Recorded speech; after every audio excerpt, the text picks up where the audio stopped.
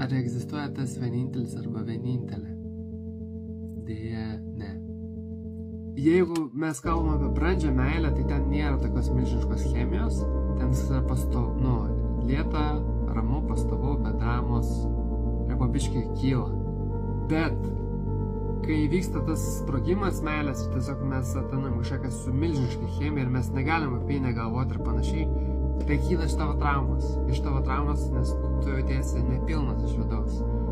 Kažkokia tavo dalis yra atstumta, nepilna vertė ir tu sutinki šitą žmogų ir tu galvoji, kad pagaliau šitą dalis bus priimta ir laiminga, pilna vertė ir mylima.